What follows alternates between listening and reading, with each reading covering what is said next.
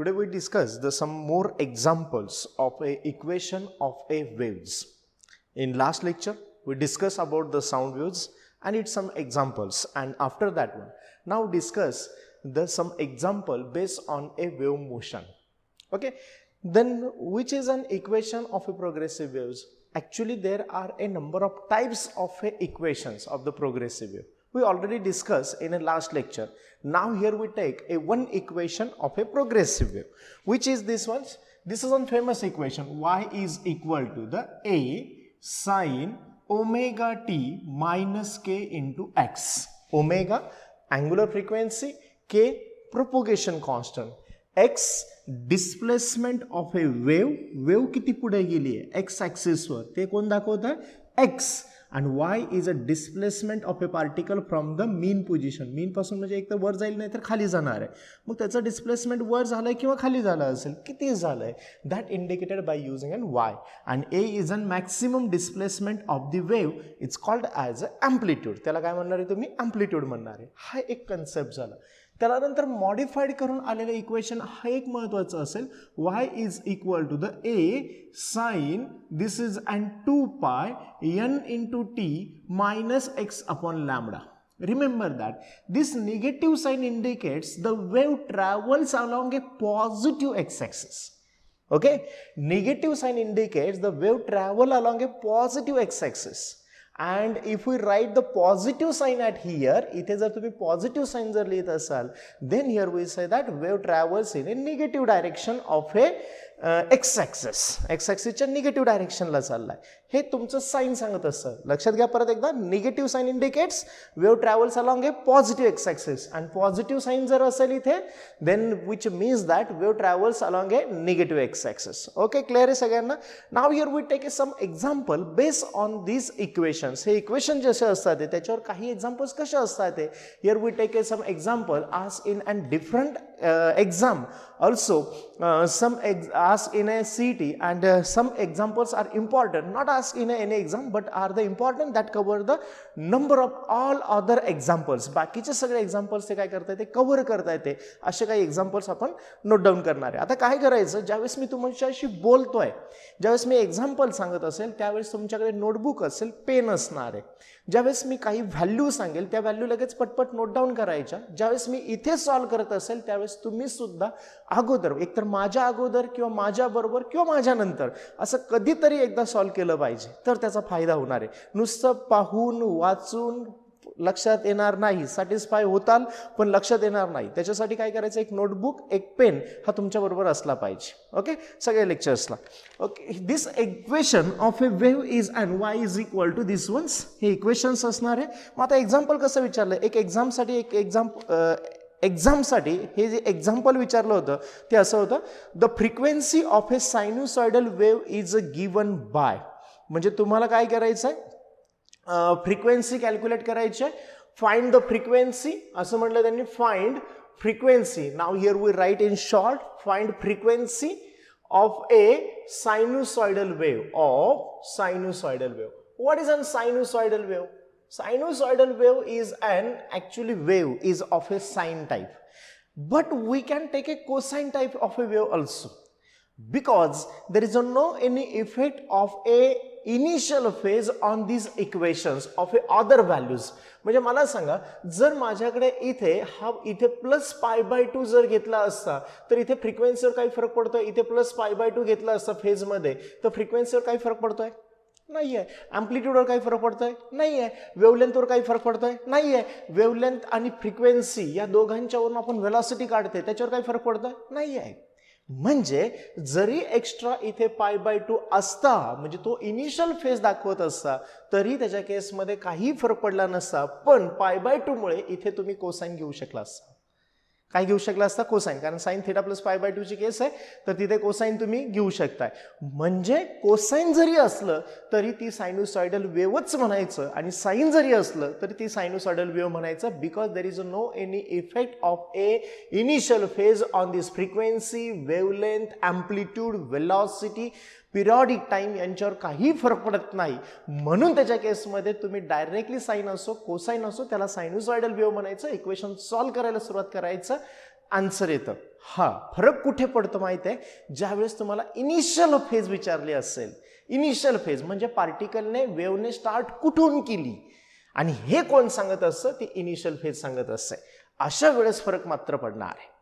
जर तिथे साइन आलं which means that starts from the mean position, cosine जर असेल तर त्याच्या केसमध्ये हे सगळ्या व्हॅल्यू सबस्टिट्यूट करून कॉस येईल ना, मग त्यावेळेस तुम्ही काय म्हणू शकता, then this is and start from the extreme position. म्हणजे वेव्हने स्टार्ट कुठून केली हे जर तुम्हाला विचारलेलं असेल त्यावेळेस तुम्हाला फक्त ही इनिशियल फेज पाहिजे असते. In all other cases there is no any other use of this ones. लक्षात ठेवा.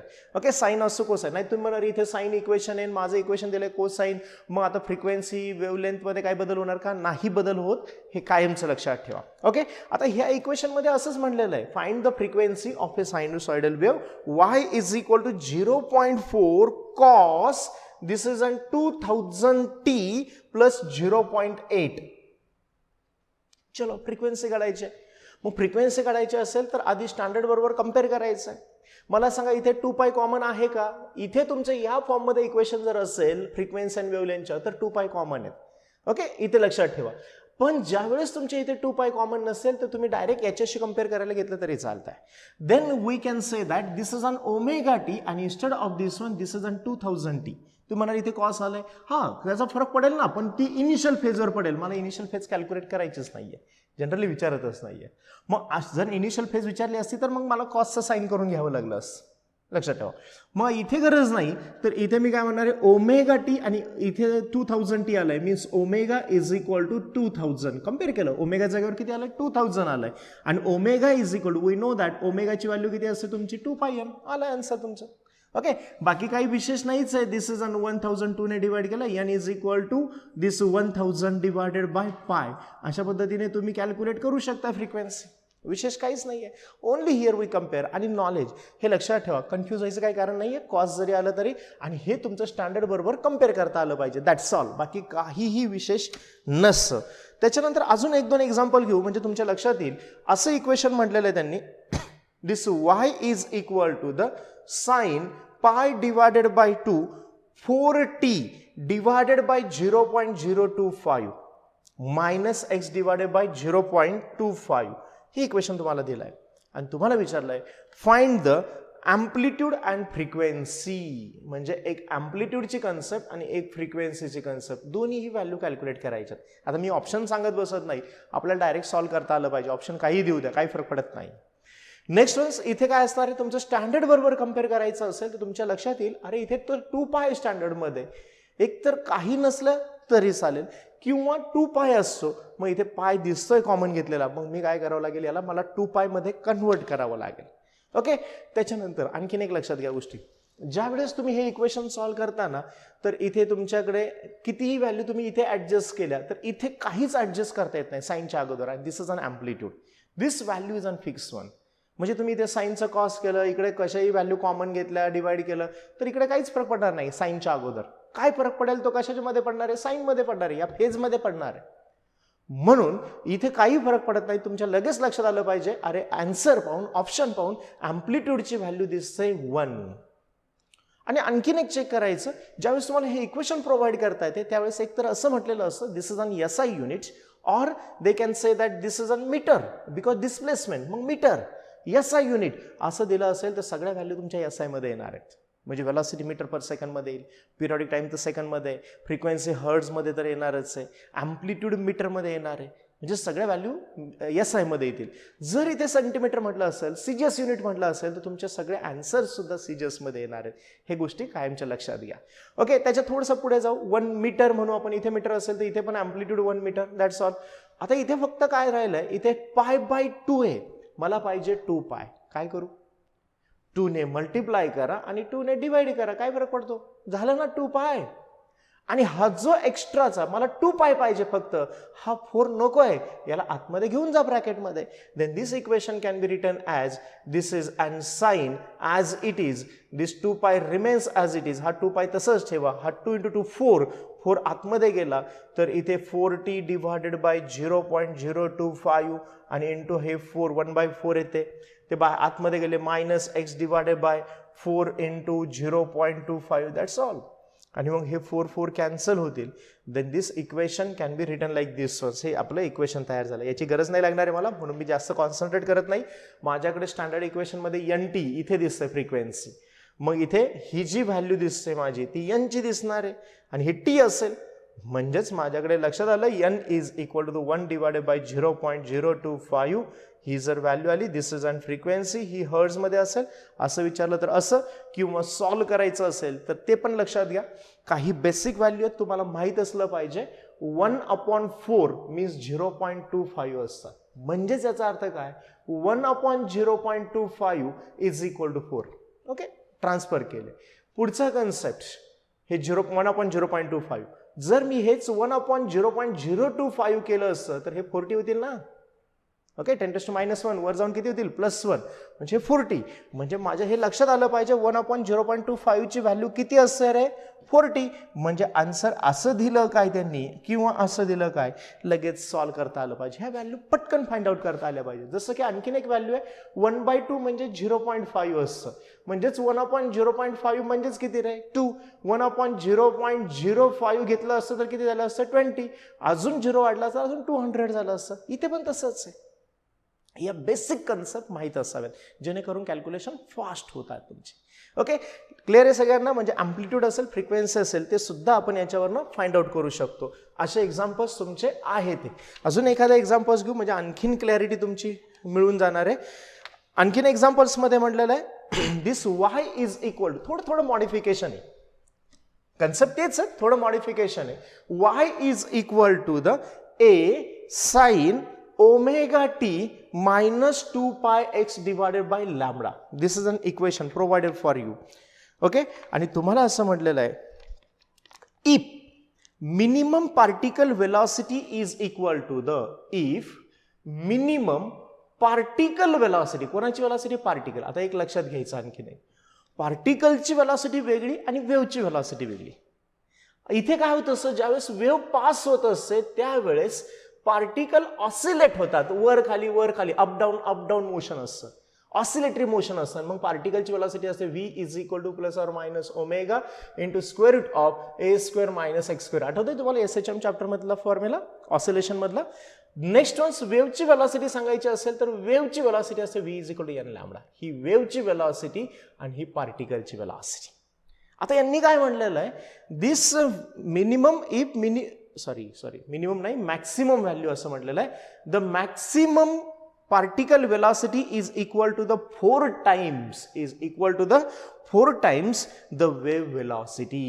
wave velocity च्या किती आहे ती, 4 times आहे. मग आता याच्यावरनं तुम्हाला म्हटलंय देन, आणि ऑप्शन्स सांगतो. आता ऑप्शन असं म्हटलेलं आहे lambda is equal to πa divided by 8, lambda is equal to, B option मध्ये म्हणलंय lambda is equal to πa divided by 4, lambda is equal to the πa divided by 2 आणि lambda is equal to the πa divided by 0.5. असे options तुम्हाला दिलेले आहेत. हे काय example घेतो ते सांगतो. बऱ्याचशा एक्झाम्पलमध्ये अशा टाईपचे एक्झाम्पल्स विचारलेले आहेत की जेणेकरून तुम्हाला सगळं पाहावं लागतं व्यवस्थित, मग तुम्हाला सॉल्व्ह करता येतं. सीईटीला सुद्धा 1-2-3 एक्झाम्पल अशा टाईपचे, हेच नाही अशा टाईपचे म्हणतोय मी तुम्हाला. ओके, आणि बाकीच्या एक्झाममध्ये सुद्धा येऊन गेलेले आहेत, त्याच्यामुळे ते व्यवस्थित नीटला पण येऊन गेलेलं आहे. त्याच्यामुळे कॉन्सन्ट्रेट करा. काय सांगायचं आहे मला, maximum particle velocity is 4 times of wave velocity. आणि मग तुम्हाला म्हटलेलं आहे which of the following relation is a correct. म्हणजे थोडक्यात काय कॅल्क्युलेट करायची तुम्हाला, लॅम्बडा वेव्हलेंथ काढायची. मग आता इक्वेशन्स तुम्हाला कसं दिलेलं आहे, y is equal to the a sin omega t - 2πx divided by lambda दिलेलं आहे. मला आता हे दोन्ही व्हॅल्यू काढावे लागतील. मग दोन्ही व्हॅल्यू काढायचे, तर हे तर y तर डिस्प्लेसमेंटचा फॉर्म्युला आहे, मला पाहिजे वेलॉसिटीचा. मग वेलॉसिटी पाहिजे असेल तर velocity v is equal to the dy divided by काय असणार आहे, dt. dy divided by dt केलं तर a, साइनचा डेरिव्हेटिव्ह काय येणार आहे, cos this omega t - 2πx divided by lambda as it is. आणि derivative of omega t - 2πx upon lambda, याचा डेरिव्हेटिव्ह घ्यायचा with respect to time. With respect to time घेतला तर ही व्हॅल्यू तुमची 0 होईल ना, कारण याच्यात टाइम नाहीच आहे. म्हणजे याचा डेरिव्हेटिव्ह 0 झाला, राहिला याचा ओमेगा टी चा derivative with respect to time किती येणार आहे, ओमेगा. मग मी इथे लिहून टाकतो omega. Then what is the maximum value of this particle velocity? This is an a omega. कारण कॉस्टची सगळ्यात जास्त व्हॅल्यू तुमची किती असते, 1. म्हणून त्याच्या केसमध्ये मॅक्सिमम वेलॉसिटी किती असणार आहे, ए ओमेगा असणार आहे. क्लिअर आहे नक्की सगळ्यांना. ही झाली मॅक्सिमम व्हॅल्यू. आता त्यांनी काय म्हटलंय, maximum particle velocity is equal to the this A omega is equal to 4 times of the wave velocity. And what is the wave velocity? n into lambda. wave velocity ची value n lambda टाकून द्या. पण आता मला सांगा, इथे n असेल, n ची व्हॅल्यू किती ती सबस्टिट्यूट करा, त्याच्यावरनं तुम्ही जाऊ शकताय पुढे. तुम्ही चेक केलं इक्वेशन तर तुमच्या ऑप्शन मध्ये पाय पाय पाय पाय दिसतात. मग तुमच्याकडे इथे काही कॉमन आहे का 2 पाय? नाही. मग अशा वेळेस हे इक्वेशन कोणाशी कंपेअर करायचं, 1 शी का 2 शी? 2 पाय कॉमन असेल तर 2 शी. पण आपल्याकडे इथे 2 पाय कॉमन नाही, म्हणजे याचा अर्थ कोणाशी कंपेअर करा, 1 शी. 1 शी कंपेअर केलं तर ओमेगा टी आहे, इथे पण ओमेगा टी आहे. ओके, म्हणजेच ओमेगाची व्हॅल्यू असणार आहे, ओमेगा इज इक्वल टू, ओमेगाची दिसते व्हॅल्यू इज इक्वल टू 2 पाय एन ची केस आली. मला जर इथे ओमेगाची व्हॅल्यू 2 पायच्या फॉर्म मध्ये सबस्टिट्यूट केली तर चालेल का नाही? म्हणजेच किंवा मी इथे n इज इक्वल टू असं म्हटलं, ओमेगा डिवायडेड बाय 2 पाय, ही व्हॅल्यू इथे सबस्टिट्यूट करा. Then a into omega is equal to 4 times of omega divided by 2 pi into lambda. Omega omega cancel, 2 ने डिवाइड केलं, देन दिस बिकम्स 2 आणि therefore we can say that lambda is equal to the, हा pi इकडे जाऊन multiply होईल, then this becomes pi into A divided by, हा 2 इथे multiply इकडे जाऊन डिवाइड होईल, डिवायडेड बाय काय असणार आहे, 2 असणार आहे. Then what is the value of lambda? Lambda is equal to pi a divided by 2. This equation, this option C is a correct for that ones. म्हणजे तुम्ही हे सॉल्व करू शकता. असं काही नाही, मी जी मेथड केली कदाचित तुम्ही डायरेक्टली सुद्धा व्हॅल्यू सबस्टिट्यूट करू शकता. हे मी अशा पद्धतीने करतो की जेणेकरून सगळ्यांना लक्षात यावं. ओके, डायरेक्टली जम्प करू शकता. ज्या मुलांचं लवकर सॉल्व होतंय त्यांनी जम्पिंग करत राहा. ओके, पटपट. पण जम्पिंग करताना काही स्टेप मिस करायच्या नाहीत की जेणेकरून आन्सर चुकेल आपलं. असं करू नका. ओके, थोडासा वेळ लागला तरी चालेल, पण व्यवस्थित सॉल्व करत जा. अशा एक पद्धतीचे क्वेश्चन्स त्याच्यामध्ये विचारलेले आहेत. आणखीन एक टाईपचा तसाच एक क्वेश्चन्स आहे, तो विचारलेला आहे. त्याच्यावरनं थोडंसं लक्षात येईल तुम्हाला की आणखीन काय येऊ शकतं, काय असू शकतं याच्या बेसवर. ओके, पहा क्वेश्चन्स कसं म्हटलेलं आहे. This equation is provided as an y is equal to a sine 2 pi bt minus cx असं इक्वेशन तुम्हाला प्रोव्हाइड केलंय. आणि खाली म्हटलंय the maximum particle velocity, maximum particle velocity, कोणती वेलॉसिटी आता, particle, maximum particle velocity will be twice the wave velocity. Wave वेलॉसिटीचे कसे डबल आहे. म्हणजे याच्या अगोदर जसं इक्वेशन आपण सॉल्व्ह केलं सेम तशा टाईप्स आहेत. आणि त्याच्यावरनं तुम्हाला असं म्हटलेलं आहे, find the relation from the following ones. मग आता याच्या केसमध्ये फक्त हे ओमेगा के अशा ज्या व्हॅल्यू दिल्या होत्या फ्रिक्वेन्सी वेव्हलेंथ, असं नाही दिलं त्यांनी. त्यांनी असं म्हटलं where A B and C are the constant. Obviously तुम्ही हे जर स्टँडर्ड बरोबर इथे 2 पाय आहे, यांचं जर कंपॅरिझन केलं तर तुमच्या लक्षात येईल की बाकीचे हे ए अँप्लिट्यूड कॉन्स्टंट असते, ही बाकीची व्हॅल्यू तुमचे सगळे कशा येत आहे ते कॉन्स्टंट येणार आहे. त्याच्यावरनं तुम्ही व्यवस्थित फाइंड आउट करू शकताय. आता व्ही मॅक्सचा फॉर्म्युला माहिती आहे तुम्हाला, maximum velocity V max is equal to the काय फॉर्म्युला असतो तुमचा, A into omega, amplitude into omega. मग ही व्हॅल्यू सुद्धा इथे सबस्टिट्यूट करू शकताय तुम्ही. मग ही व्हॅल्यू जर इथे सबस्टिट्यूट केली, this is an equal to the A omega is equal to 2 times of wave velocity N into lambda. पण मला जे ऑप्शन्स दिले ते ए बी आणि सी च्या फॉर्म मध्ये दिले, कुठेही वेव्हलेंथ वगैरे काही म्हटलेलं नाहीये. त्याच्यामुळे मी आता कॉन्सन्ट्रेट कशावर करणार, त्या फंक्शनवर. मग कसं कॉन्सन्ट्रेट करणार, यांच्या जागेवर इथे 2 पाय कॉमन दिसते, इथे 2 पाय कंपेअर करायला काय हरकत नाही. आता सेकंड बरोबर, ओके, सेकंड बरोबर कंपेअर करा. Instead of the N here we write the B. यांच्या जागेवर काय लिहिलंय तुम्ही, बी लिहिलंय. मग यांच्या जागेवर इथे जर बी येणार असेल then here we say that N is equal to B. आणि instead of the 1 upon lambda here we write the C. X X तसंच आहे, म्हणजे 1 upon lambda is equal to C. Okay, or lambda is equal to 1 upon C. Substitute करा value, काही नाहीये त्याच्यामध्ये. Okay, then this is an equal to the A into ओमेगाची value 2 pi एनच्या form मध्ये टाका, is equal to 2n into lambda. 2 get cancel, N get cancel, संपला प्रश्न. A into pi is equal to लॅम्बडाची व्हॅल्यू किती आहे, 1 upon C, आला answer. Then this C is equal to the C is equal to 1 divided by A into pi हे तुमचं ऑप्शन्समध्ये असेल. म्हणजे मी आता हे डायरेक्टली तुम्हाला ऑप्शन्सकडे घेऊन गेलो, मी ऑप्शन सांगत बसलो नाहीये. त्यांना फक्त इक्वेशन ABCच्या फॉर्ममध्ये पाहिजे होतं आणि आपल्याला Cची व्हॅल्यू मिळाली. C is equal to 1/A pi असणार आहे. अशा पद्धतीने ते इक्वेशन्स तुम्ही इझिली सॉल्व्ह करू शकताय, ते लक्षात येऊन जाईल तुम्हाला. असे काही आणखीन इक्वेशनच्या फॉर्ममध्ये न्यूमरिकल्स प्रत्येक बुकमध्ये, प्रत्येक MCQच्या बुकमध्ये. तर काय करा, ते आज लगेच ट्राय करायला घ्या.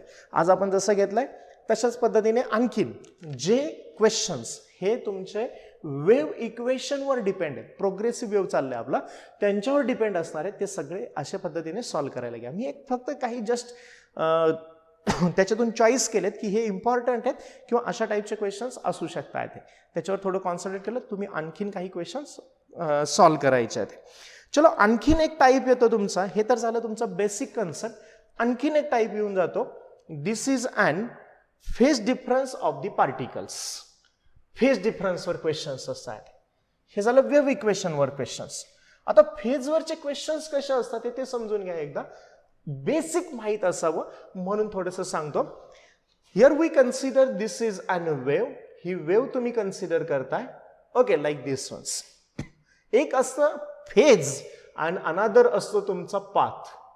फेज असतं आणि दुसरा एक आणखीन कन्सेप्ट असतो पाथ. ओके, हे दोघांचं. Then what is the relation in between the phase and path? You know that this relation. आता ही वेळ नाहीये की त्याचं रिलेशन तुम्हाला माहितच नाही असं, किंवा ते सुद्धा लक्षात येऊ शकतं. एक वेव्ह कंप्लीट झाली तर फेज किती कंप्लीट होत असते? 2π. त्यावेळेस पाथ किती कंप्लीट होतो, म्हणजे डिस्टन्स किती कंप्लीट होत असतं? This is an lambda. मग त्यांनी असं म्हटलं, जर तुमची फेज फाय कंप्लीट होत असेल तर फेज पाथ किती कंप्लीट झाला? समजा एक्स, तुम्ही एक्स डिस्टन्स गेला, कारण तुम्ही एक्स डिस्टन्स दाखवणार आहे ना एक्स ऍक्सिसवर, म्हणून तुम्ही एक्स डिस्टन्स गेला आणि त्यावेळेस तुमची फेज किती कंप्लीट झाली माहित नाही, काहीतरी नाव दिलं मी त्याला फाय. फाय द्या, डेल्टा द्या, नो प्रॉब्लेम.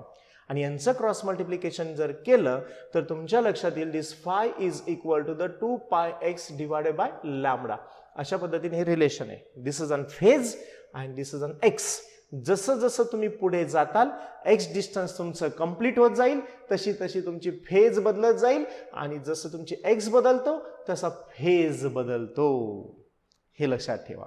मग कधी कधी काही क्वेश्चन्स असतात की that depends on the phase. हे कशावर डिपेंड असणारे क्वेश्चन्स आहेत? फेजवर डिपेंड असणारे क्वेश्चन्स आहेत. एक सॅम्पल म्हणून काही क्वेश्चन्स आपण घेऊ, त्याच्यामध्ये लक्षात येऊन जाईल. क्वेश्चन असं म्हटलंय पहा, if phase difference between the two particle at X from each other is π/6.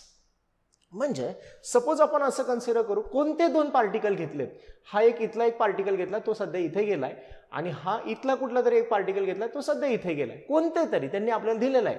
त्यांनी किती डिस्टन्स ट्रॅव्हल केला? एक्स. दोघांच्या मधला डिस्टन्स किती? एक्स आहे. आणि त्यांच्यामधली फेज जी आहे ती फेज आहे एक्स डिस्टन्स झालं आणि फेज दिसते ती π/6 दिसते.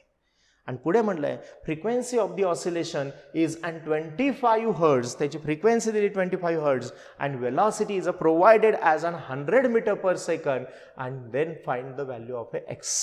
दोघांच्या मधलं डिस्टन्स किती? How we find out this distance? मग तुम्हाला लगेच लक्षात आलं पाहिजे, अरे फेज आणि पाथ यांचं काहीतरी रिलेशन दिसतंय. मग फेज आणि पाथ मधलं रिलेशन आहे म्हणजे मला हा फॉर्म्युला वापरावा लागेल. Simple concept. मग हा फॉर्म्युला जर मी इथे वापरत असेल तर मला कॅल्क्युलेट करायचं एक्स. मग एक्स इज इक्वल टू काय फॉर्म्युला तयार होईल सांगा मला?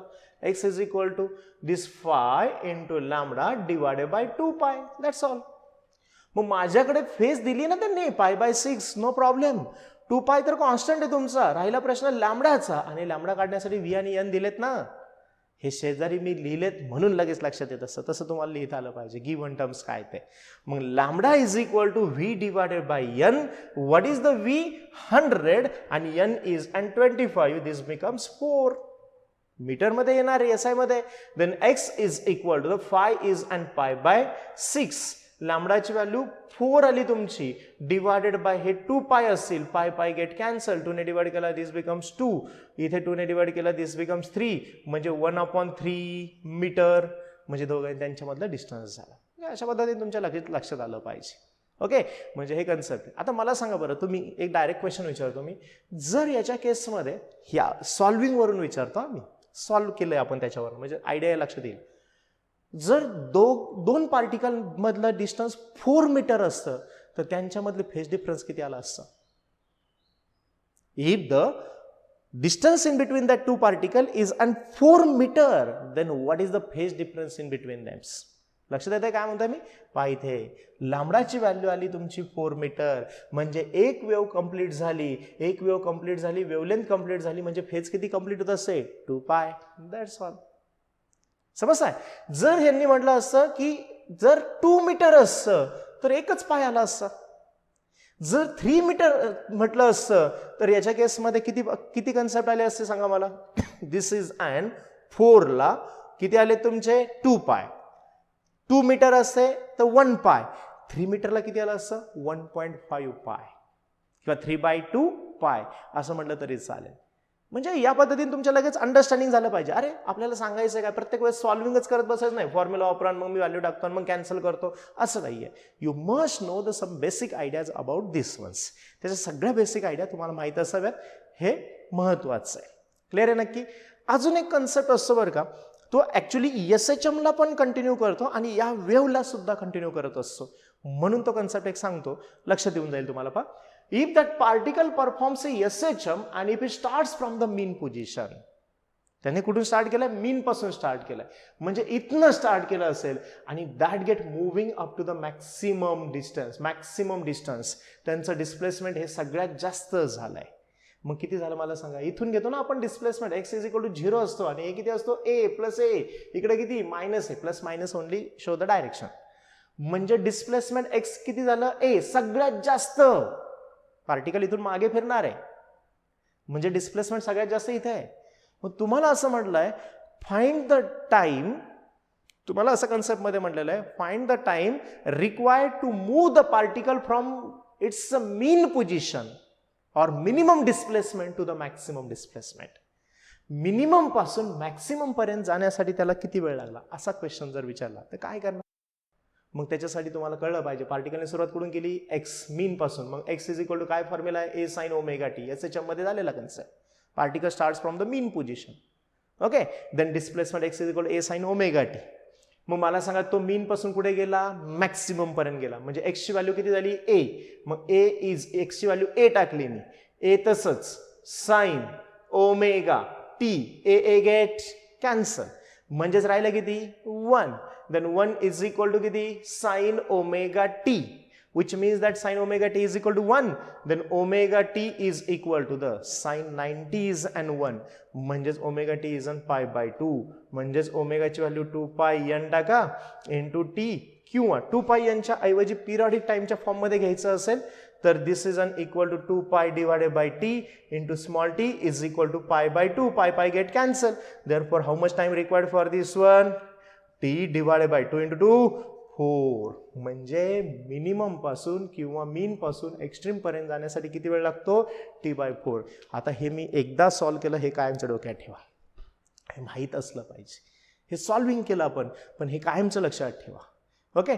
जर समजा त्यांनी म्हटलं असं मॅक्सिमम पर्यंत नाही, हाफ ऑफ दी मॅक्सिमम म्हटलं असतं तर x ची व्हॅल्यू किती टाकली असते तुम्ही? a divided by 2 टाकली असते ना. मग x ची व्हॅल्यू a divided by 2 टाकली असते तर इथे 1/2 आलं असतं ना. 1/2 आलं असतं म्हणजे इथे किती आलं असतं? pi/4 आलं असतं, कारण sin pi/4 इज 1/2. मग pi/4 आलं असतं तर इथे 4 घेतलं असतं, 4 into 2 किती आलं असतं? 8. म्हणजेच किती वेळ लागला असता? t/8. म्हणजे मिनिमम पासून मॅक्सिमम पर्यंत जाण्यासाठी किती वेळ लागला तुम्हाला? t/4.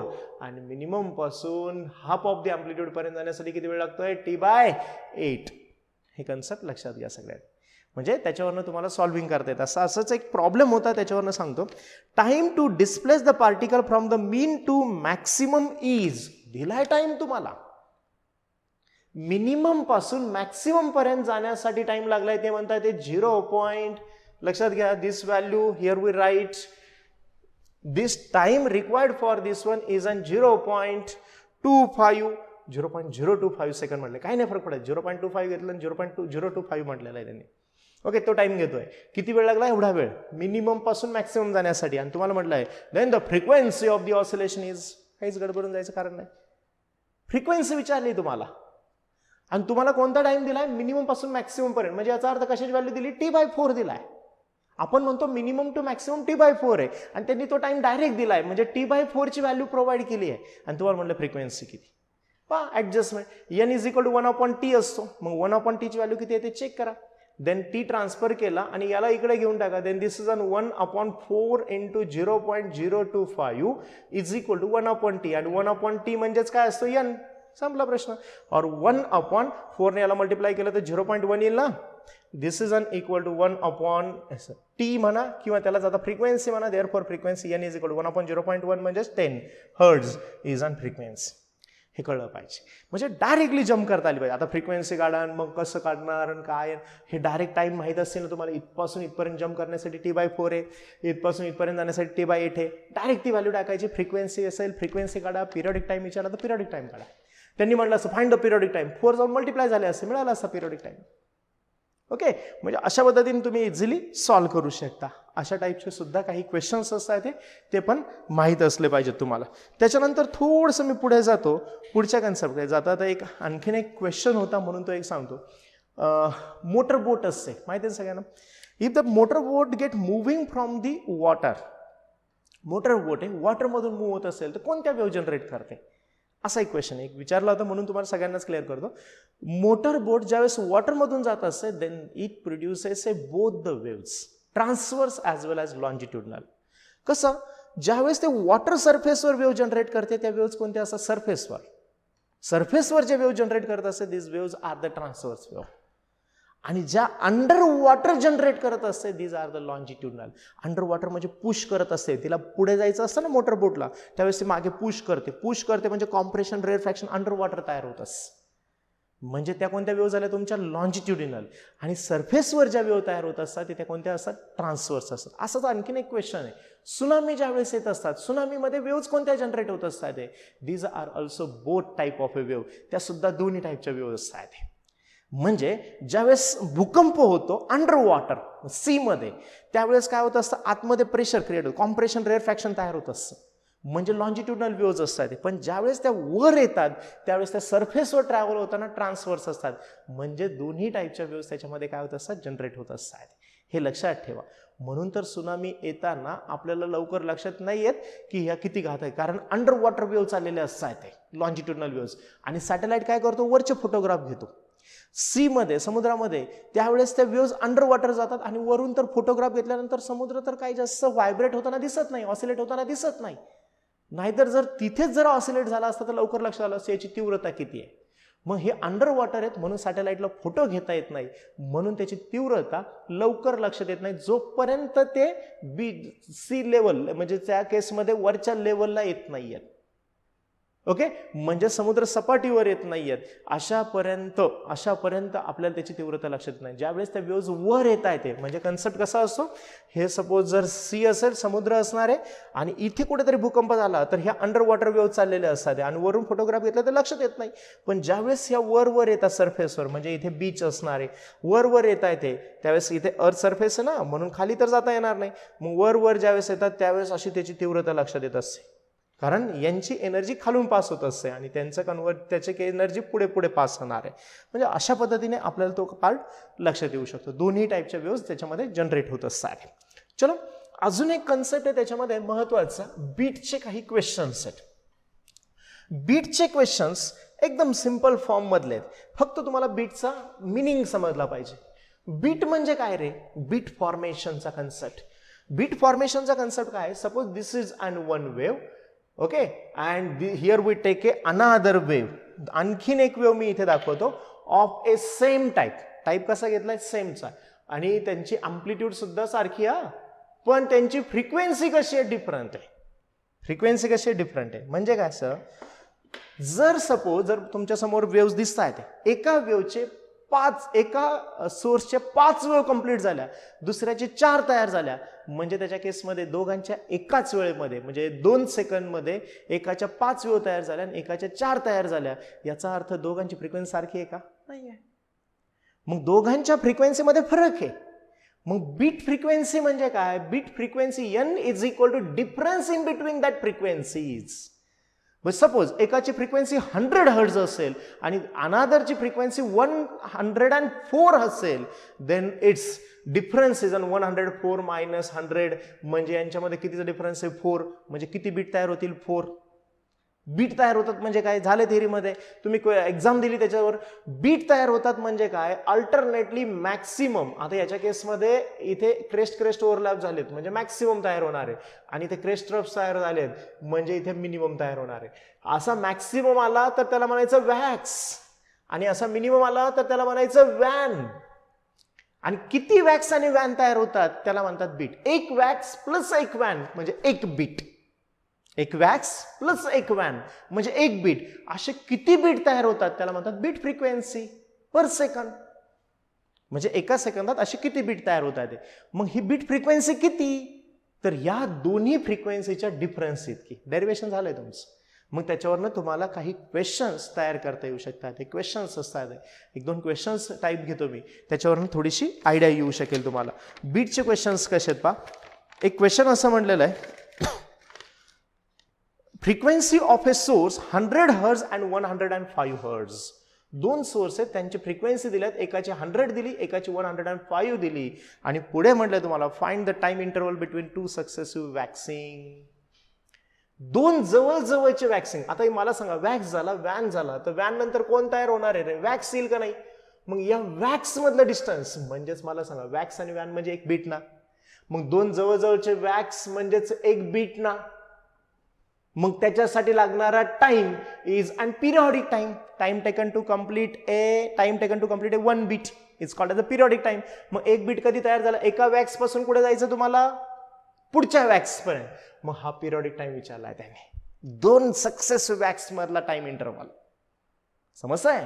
दोन सक्सेसिव्ह वॅक्स मधला टाइम इंटरवल विचारलाय म्हणजे पिरियॉडिक टाइम विचारलाय. मग मला पिरियॉडिक टाइम काढायचा आहे. मला सांगा, यांची बीटची फ्रिक्वेन्सी किती येईल त्याच्यावरून पिरियॉडिक टाइम काढता येईल का नाही. कारण periodic time is equal to 1/n. बीटचा पिरियॉडिक टाइम घेतला तर बीटची फ्रिक्वेन्सी, बीटचा पिरियॉडिक टाइम घेतला तर बीटची frequency, which means that if we substitute this value in that one, then 105 म्हटलं 100 कितीचा फरक आहे 5, म्हणजे किती बीट तयार होत आहे ते 5 बीट पर सेकंड. मग सबस्टिट्यूट करा, then this is an equal to 1/5. 1/5 म्हणजेच किती 0.2 सेकंड्स. म्हणजे पिरियॉडिक टाइम किती असणार आहे त्यांचा 0.2 सेकंड्स. म्हणजे दोन जवळजवळच्या वॅक्स, पहिला वॅक्स तयार झाला तर पुढचा वॅक्स किती वेळानंतर येणार आहे 0.2 सेकंड. त्यांनी म्हटलं अजून पुढचा 0.4 सेकंड, अजून पुढचा 0.6 सेकंड. कसंही विचारतो ना, बेसिक क्लिअर असावं.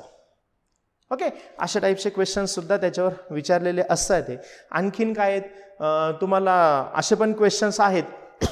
ट्युनिंग फॉर्क आहे आणि दुसऱ्या ट्युनिंग फॉर्क बरोबर काय केलंय, फ्रिक्वेन्सी क्रिएट केल्या आहे आणि त्यावेळेस दोघांच्या मधला बीट्स असतील 4.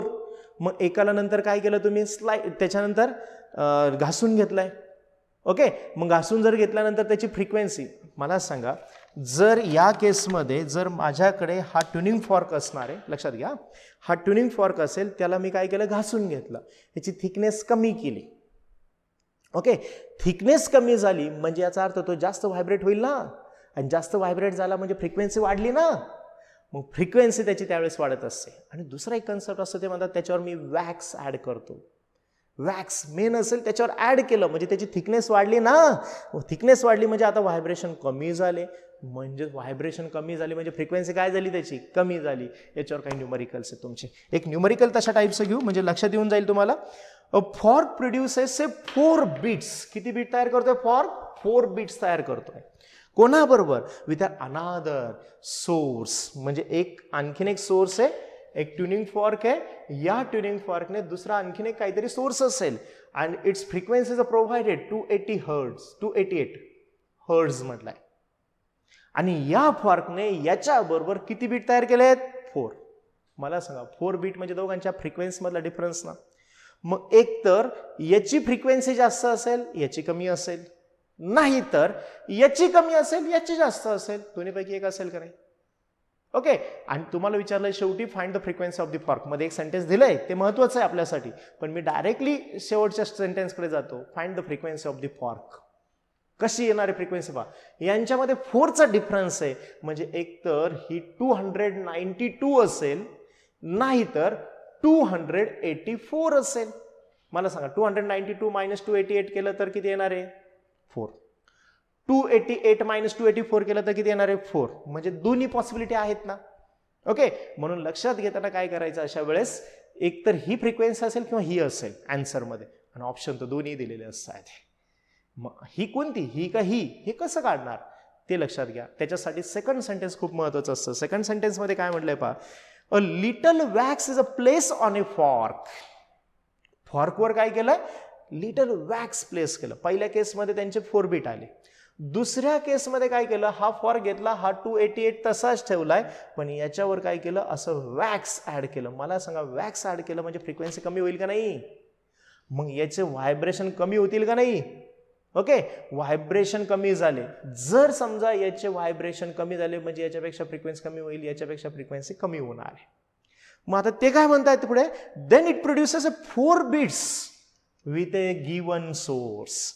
आता ज्यावेळेस वॅक्स ऍड केला त्यावेळेस किती बीट ऐकू आले, 2 बीट ऐकू आले. मला सांगा, वॅक्स ऍड केला म्हणजे फ्रिक्वेन्सी कमी झाली का नाही. मग जर समजा 284 पेक्षा फ्रिक्वेन्सी कमी झाली असती तर तुमचा डिफरन्स काय झाला असता, समजा 284चे 282 झाले असते, 284चे 282 झाले असते. मग किती डिफरन्स आला असता या दोघांच्या मध्ये, देन दिस डिफरन्स बिकम 6. पण ते तर म्हणतात 2 आला पाहिजे. मग इथे पण कमी होते ना फ्रिक्वेन्सी, मग 292 ची सपोज 290 झाली. मला सांगा डिफरन्स काय होणार तुमचा, 2 होईल का नाही. मग याचा अर्थ कोणतं ऑप्शन करेक्ट असेल तुमचं, 292. ओके, म्हणजे याचा अर्थ तुम्ही इथे वॅक्स ऍड केला तर त्यांचे बीट्स कमी होतात म्हणजे तुमच्या याच्यावरून तुमची फ्रिक्वेन्सी काढता येते. Simple logic is use in that one, there is no any formula for that one. Okay, आणि फॉर्म्युला जरी तयार केला तरी ते कॉम्प्लिकेशन मध्ये घेऊन जाणार आहे. त्याच्यापेक्षा खूप सोप्या पद्धतीने सॉल्व्ह करा, थिंकिंग करा, लॉजिक यूज करा. ओके, जर याच केसमध्ये त्यांनी असं म्हटलं असतं, पहा इथे काय बोलतोय मी, याच केसमध्ये असं म्हटलं असतं त्यांनी, याला घासून घेतलं मी, वॅक्स नाही ऍड केला, उलट याची थिकनेस अगोदर जास्त होती, हा ट्युनिंग फॉर्क होता, 4 बीट्स तयार करत होता याबरोबर, म्हणजे दोघांच्या फ्रिक्वेन्सी मधला डिफरन्स 4 होता, आणि त्यांनी म्हटलं असं याला मी घासून घेतलं. ओके, म्हणजेच त्याच्यामध्ये तुम्हाला ऑब्विसली तुमच्या लक्षात येईल की याची फ्रिक्वेन्सी तुमची काय झाली आहे, घासून घेतलं म्हणजे वाढली. फ्रिक्वेन्सी काय होणार आहे, वाढणार ना. आणि त्यावेळेस ते म्हणतात आता 2 बीट तयार झाले. आता काय होईल सांगा मला, कोणती फ्रिक्वेन्सी घेतली असते. मग जर यांची 2 बीट होत आहे ते आणि याची फ्रिक्वेन्सी वाढते, मग याची जर वाढली असती 284 ची 286 होऊ शकली असती ना. खूप काही फरक पडत नाही, एक लक्षात घ्या. वॅक्स ऍड केलं आणि घासून घेतलं तर 284 चे किती झाले असते, 286. मग कितीचा फरक आला असता, 286 आणि 288 मध्ये 2चा आला असता का नाही. मग कोणतं ऑप्शन करेक्ट असणार तुमचं, 284. ओके, म्हणून ते लक्षात घ्या, वॅक्स ऍड करताय तुम्ही का घासून घेताय, म्हणजे त्याची थिकनेस कमी करताय. It is an very important, कारण त्याच्यावर पुढचा कन्सेप्ट काय असतो तुमचा, डिपेंड असतो. त्याच्या टाईपचे काही एक्झाम्पल्स त्याच्यावर विचारू शकता येते. आणखीन एक कन्सेप्ट येतो, आणखीन एक टाईप येऊन जात असतो, नंबर ऑफ ट्युनिंग फॉर्क्स तुम्हाला सांगता येते. अशा टाईपचे एक्झाम्पल्स तुमच्या बोर्डच्या बुकमध्ये सुद्धा सॉल्व्ह करून दिले ना, ते पण सॉल्व्ह करून घ्या लगेच आजच. आणखीन पुढे असं म्हटलेलं आहे की नंबर ऑफ ट्युनिंग फॉर्क दिलेले असतात तुम्हाला. नंबर ऑफ ट्युनिंग फॉर्क म्हणजे ते म्हणतात ते 10 ट्युनिंग फॉर्क्स आहेत, 10 असतील, 21 असतील, 32 असतील, काही नंबर देऊ, काय फरक नाही पडत. 50 देऊ द्या, 100 देऊ द्या, काही फरक पडत नाही. ते म्हणतात ते फर्स्ट ट्युनिंग फॉर्कची फ्रिक्वेन्सी असेल, लास्ट ट्युनिंग फॉर्कची फ्रिक्वेन्सी असेल. आता मी फर्स्ट ट्युनिंग फॉर्कची फ्रिक्वेन्सी N1 म्हणतो, लास्टची NL म्हणतो, काय अडचण. तुम्हाला असं म्हणता येते फर्स्टची फ्रिक्वेन्सी देतात, शेवटची फ्रिक्वेन्सी काढा. ओके, जर माझ्याकडे असे समजा मी असं म्हटलं, एक एक्झाम्पलच घेऊ आपण, त्याच्यावरून थोडीसं क्लॅरिटी मिळेल. 10 tuning fork are arrange in a increasing order. किती ट्युनिंग फॉर्क आहेत, 10. हा पहिला ट्युनिंग फॉर्क. ट्युनिंग फॉर्क असा दिसत नाही पण मी दाखवतो.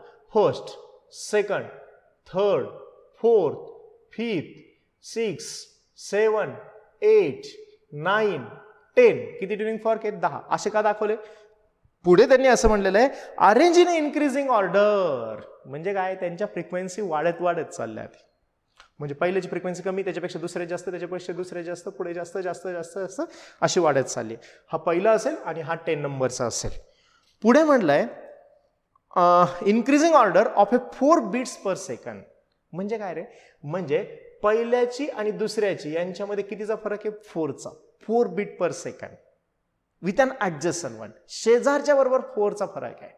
मग इथे 4चा फरक आहे, इथे 4चा फरक आहे, इथे 4चा फरक आहे, 4चा आहे, 4चा आहे, 4चा आहे, 4चा आहे, 4चा आहे, 4चा डिफरन्स होतोय. असे एक्झाम्पल तुम्ही स्कॉलरशिपमध्ये सॉल्व्ह केलेले आहेत. की दोन संख्या घेत नंबर ऑफ नंबर्स आहेत आणि या प्रत्येक नंबर्समध्ये कितीचा डिफरन्स आहे, 5चा डिफरन्स आहे, 6चा डिफरन्स आहे, 7चा डिफरन्स आहे. मग पहिला नंबर हा असेल तर 20 नंबरचा नंबर किती असेल. असे काही एक्झाम्पल्स तुम्ही 7थलाच असताना सॉल्व्ह केलेले आहेत, 7वीला असताना सॉल्व्ह केलेले आहेत. मग तो जो फॉर्म्युला आहे ना त्यावेळेस ट्रिकसाठी वापरलेला तो फॉर्म्युला इथे वापरायचा. परत एकदा नीट ऐका, पहिल्यामध्ये आणि दुसऱ्यामध्ये कितीचा फरक आहे, 4चा. दुसऱ्यामध्ये आणि तिसऱ्यामध्ये कितीचा फरक आहे, 4चा आहे. तिसऱ्यामध्ये आणि चौथ्यामध्ये कितीचा फरक आहे, 4चा. म्हणजे बीट किती तयार होतात, शेजारच्या बरोबर 4. मग तुम्हाला पुढे म्हटलंय the last frequency is twice the first. शेवटच्याची फ्रिक्वेन्सी, लास्टवाल्याची फ्रिक्वेन्सी पहिल्यापेक्षा डबल आहे. पहिल्यापेक्षा किती आहे, डबल म्हटलेलं आहे. Find the lowest and highest frequency. म्हणजे फर्स्टची आणि शेवटच्याची फ्रिक्वेन्सी सांगा मला काय असेल ती. कसे सांगणार सांगा. त्याच्यासाठी फॉर्म्युला काय वापरायचा आहे.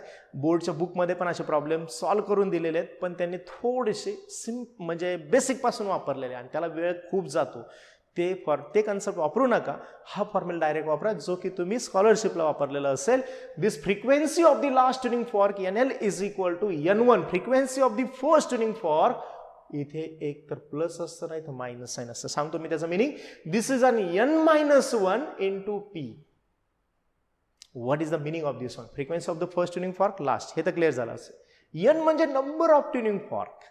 N काय, नंबर ऑफ ट्युनिंग फॉर्क. लक्षात ठेवा, N is number of tuning fork. तुमच्याकडे फॉर्म्युला राहू द्या हा ट्युनिंग फॉर्क. आणि त्याच्यानंतर P म्हणजे बीट. P म्हणजे काय असणार आहे, बीट असणार आहे. मग ह्या व्हॅल्यू इथे सबस्टिट्यूट करायच्या. तुम्ही म्हणाल हे प्लस आणि मायनस काय. मला सांगा, फर्स्ट ट्युनिंग फॉर्कच्या फ्रिक्वेन्सीमध्ये इथे प्लस केलं तर फ्रिक्वेन्सी वाढेल ना.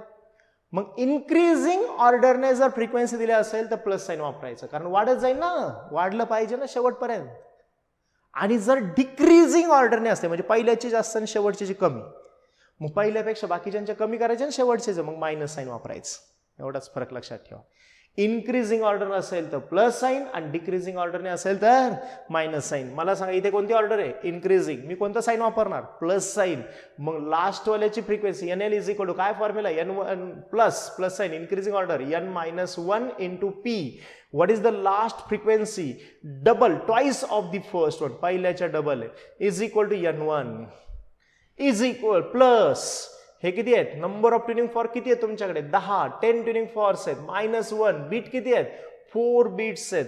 मग मला सांगा हे N1 इकडे जाऊन मायनस झाले, 2N1 मायनस N1 किती येणार आहे, N1 is equal to 10 - 1 9 into 4 36 मिळाली पहिल्याची फ्रिक्वेन्सी. पहिल्याची मिळाली म्हणजे याचा अर्थ शेवटची मिळाली ना, डबल आहे ना, 36 इंटू 2 72 हर्ट्स, 36 दुने 72 म्हणजे 72 hertz. This is an frequency of the last tuning fork. Last tuning फॉर्कची फ्रिक्वेन्सी असणार आहे. म्हणजे अशा पद्धतीने हा सुद्धा कन्सेप्ट सॉल्व्ह करता येऊ शकेल. ओके, जर डिक्रीजिंग ऑर्डरने असेल तर डिक्रीजिंग किती ट्युनिंग फॉर्क देऊ द्या, नंबर ऑफ ट्युनिंग फॉर्क इथे टाकायचे, बीट्स इथे टाकायचे. इन्क्रीजिंग असेल तर प्लस म्हणायचं, डिक्रीजिंग असेल तर मायनस म्हणायचं. दॅट्स ऑल, संपला प्रश्न. ओके, अजून एक वर्ड असतो ते एक लक्षात ठेवा. ते असं म्हणता येते, frequency of the last tuning fork is Octave of the first, is Octave of first. आता याला काय करतात, बरेच मुलं चुकतात. समजून घ्या मिनिंग काय. ऑक्टेव म्युझिकमध्ये ऑक्टेवचा मिनिंग आहे डबल. फ्रिक्वेन्सीमध्ये ऑक्टेवचा मिनिंग असतो डबल. ते सारे ग म प ध नि सा आहे ना, पहिला सा आणि शेवटचा सा यांच्यामध्ये डबलचा फरक आहे फ्रिक्वेन्सीमध्ये. सा रे ग म प ध नि सा, फ्रिक्वेन्सी वाढता येते, इन्क्रीज होता येते. कसं पण नाही म्हणत आपण सा रे ग म प ध नि सा, वाचल्यासारखं नाही म्हणत. सा रे ग म प ध नि सा म्हणजे त्याच्या केसमध्ये पहिला सा आणि शेवटचा सा मध्ये डबलचा फरक आहे फ्रिक्वेन्सीमध्ये. मग त्यांनी ऑक्टेव काय शब्द वापरला, कारण 7 की नोट आहेत आणि ती 8वी, मग 8वी की नोट आहे म्हणून त्याला वर्डिंग वापरलं ऑक्टेव. मग ऑक्टेवचा मिनिंग काय घ्यायचा आपण, फ्रिक्वेन्सी झाली ना, फ्रिक्वेन्सी तर डबल झाली, 8वी की नोट आहे म्हणून ऑक्टेव वापरलाय. पण फ्रिक्वेन्सी काय झाली आहे, डबल झाली आहे. म्हणून जरी त्यांनी ऑक्टेव म्हटलं असेल ना, लास्टची फ्रिक्वेन्सी ही फर्स्टच्या ऑक्टेव आहे ना, म्हणजे तरी आपण म्हणताना काय म्हणायचं, डबल. ऑक्टेव हे 8वी की नोट आहे म्हणून शब्द वापरला आहे. पण ऍक्च्युली फ्रिक्वेन्सी आपल्याला फिजिक्समध्ये मेजरमेंट महत्वाचे आहे, फ्रिक्वेन्सी आहे डबल घ्यायची असते. म्हणून तिथे वर्ड काय, तिथे यूज काय करायचं, डिजिट 2 वापरायचा. हे लक्षात घ्या, याच्यात बऱ्यापैकी चुका होत असतात. ऑक्टेव शब्द दिसला का 8 टाइम्स करतात मुलं, 8 टाइम्स नसतं ते डबल घ्यायचं. ओके, हा एक पार्ट आपला लक्ष देऊन जाणार आहे. त्याच्यानंतर अजून काही क्वेश्चन्स आहेत, ते क्वेश्चन्स तुम्ही सॉल्व्ह करा बोर्डच्या बुकमध्ये. वेलॉसिटी फाइंड आउट करण्यासाठी आहे एक फास्ट मी एक क्वेश्चन्स घेतो त्याच्यावरचा, आणि मग मला डॉपलरकडे एक थोडंसं 5 मिनिट जायचं आहे. पाहिजे असं म्हणलंय, if the wavelength changes from 1 metre, wavelength कितीपासून चेंज झाली, 1 मीटर पासून किती झाली, टू 1.01 मीटर झाली आहे. The number of beats heard, wavelength बदलली म्हणजे फ्रिक्वेन्सी बदलली, आणि फ्रिक्वेन्सी बदलली म्हणजे बीट ऐकू आल्या, आणि बीट किती ऐकू आल्या ते म्हणतात ते 4 बीट्स पर सेकंद ऐकू आल्यात. The velocity of the sound is, साऊंडची वेलॉसिटी काढायची. मग आता इथे काय होणार आहे सांगा मला. देन बीटचा फ्रिक्वेन्सीचा फॉर्म्युला आहे, याची वेवलेंथ कमी आहे आणि ही वेवलेंथ जास्त आहे, आणि तुम्हाला माहिती आहे N is inversely proportional to the lambda. ज्याची वेवलेंथ कमी त्याची फ्रिक्वेन्सी जास्त. मग पहिल्याची फ्रिक्वेन्सी जास्त म्हणायची, दुसऱ्याची कमी म्हणायची. उलट म्हटलं तर मायनस साईन येतं, त्याच्यामुळे ती काळजी घ्यायची. ज्याची वेवलेंथ कमी त्याची फ्रिक्वेन्सी जास्त, मग मोठ्यातून छोटा मायनस करायचा. आणि तुम्हाला फॉर्म्युला माहिती आहे N is equal V upon lambda. मग दोघांना फॉर्म्युला वापरा, V divided by lambda 1 minus V divided by lambda 2. हा वेवलेंथ बदलली, मीडियम नाही ना बदललं, आणि वेलॉसिटी डिपेंड्स ऑन मीडियम, म्हणून वेलॉसिटी फिक्स ठेवायची, त्याला 1 2 नका म्हणून. मग व्ही कॉमन घ्यायचा, राहिला प्रश्न. 1 लॅम्बडा 1 किती पहिली वेवलेंथ 1 मीटर, मायनस लॅम्बडा 2 किती आहे 1 अपॉन 1.01, आणि दिस n1 मायनस n2, बीट किती तयार झाले, दोघांमधला डिफरन्स कितीचा आहे 4, आणि व्ही काढायचा, संपला प्रश्न, काहीच अवघड नाही आहे. देन दिस क्रॉस मल्टिप्लिकेशन करा, 1.01 मायनस 1 केलं तर किती येणार आहे 0.01 डिवायडेड बाय 1.01 इंटू व्ही, आणि हा 4 तसंच. हे मल्टिप्लिकेशन काय असेल ते करून टाका, व्ही इज इक्वल टू हे मल्टिप्लाय होईल, दिस इज ऑन 4.04 डिवायडेड बाय 0.01, म्हणजे 100 ने मल्टिप्लाय करायचं, 404. ओके, 404 मीटर पर सेकंड झालं व्हॅल्यू. काहीच नाही आहे त्याच्यामध्ये, आन्सर लगेच येऊन जात असतं तुमचं. अशा पद्धतीने काही न्यूमरिकल्स आहेत, बोर्डच्या बुकमध्ये सुद्धा सॉल्व्ह केलेले न्यूमरिकल्स आहेत, कारण बोर्डला हे न्यूमरिकल महत्त्वाचं असतं म्हणून ते पण आठवतंय मला आहे त्याच्यामध्ये. पण तुम्ही सुद्धा काही न्यूमरिकल्स त्याच्यातले सॉल्व्ह करायला घ्या. ओके, हा एक पार्ट असणार आहे. आणि शेवटचा एक पॉईंटकडे जातो मी, आणि मग आपण हा टॉपिक आहे तो क्लोज करता येईल आपल्याला. पण क्लोज मी करतो, पण तुम्हाला आणखीन MCQ सॉल्व्ह करायचे आहेत, हे लक्षात ठेवा. ओके, डॉपलर इफेक्टचा कन्सेप्ट आठवतं सगळ्यांना. डॉपलर इफेक्ट सांगा. Due to the relative motion in between the source and observer, the frequency appear as an different ones. Frequency कशी अपेअर होते, डिफरंट होते दोघांच्या रिलेटिव्ह मोशनमुळे. And this effect is called as an Doppler effect. And what is this frequency, N A is equal to appear झालेली frequency, सोर्सने तयार केली ती एन. समजा समोरून ट्रेन येते माझ्याकडे, आणि ट्रेनने हॉर्न ब्लो केला, तर त्याने तयार केलेली फ्रिक्वेन्सी एन, पण मला ऐकू येते वेगळी. का? कारण आमच्यामध्ये रिलेटिव्ह मोशन आहे. मी जरी जागेवर असेल ट्रेन माझ्याकडे येऊ शकते, ट्रेन जागेवर असेल तर मी त्याच्याकडे जाऊ शकतो, किंवा आम्ही एकमेकापासून बाजूला जाऊ शकतो. अशा वेळेस दोघं हल्लोच नाही तर, दोघे रेस्टला असेल तर जेवढी तयार झाली तेवढीच ऐकू येईल. ओके, फक्त दोघांच्या मध्ये रिलेटिव्ह मोशन झालं तर म्हणतोय मी. अशा वेळेस त्यावेळेस फॉर्म्युला काय तुमचा, V plus or minus V O divided by V minus or plus V S. Okay, हा तुमचा फॉर्म्युला वापरायचा. प्लस हे अप्पर साइन कधी वापरायचे माहिती आहे सगळ्यांना, पटपट बोला. अप्पर साइन कधी वापरायचे, ओके, दे अप्रोच म्हणजे एकमेकाकडे येत असेल, मुव्हिंग टुवर्ड्स, आणि मुव्हिंग अवे जर असतं तर कोणते साइन वापरायचे, lower sign. Yes, very good. Lower sign कधी वापरायचे, मुव्हिंग अवे, आणि अप्रोच होत असेल तर काय, प्लस. जर ऑब्झर्वर स्टेशनरी असेल म्हणजे त्याची वेलॉसिटी 0, मग व्हीओ ऑब्झर्वरची वेलॉसिटी 0 घ्यायची. सोर्स जर स्टेशनरी असेल, सोर्स जागेवर असेल तर त्याची वेलॉसिटी 0 घ्यायची. हे लक्षात घ्या. ही वेलॉसिटी कोणाची आहे, वेव्हची वेलॉसिटी. म्हणजे आता इथे साऊंड वेव्ह जर घेताय तुम्ही, साऊंडची वेलॉसिटी असणार आहे. ओके, ती वेलॉसिटी दिलेली असेल तुम्हाला. लाईटसाठी वापरत असेल तर लाईटचा थोडासा फॉर्म्युला मॉडिफाय होतो, त्यावेळेस आपण घेऊ. ओके, हा कन्सेप्ट तिथे लक्षात ठेवा. साऊंडसाठी आहे, साऊंडची वेलॉसिटी टाकणार आहे, गिवन असते.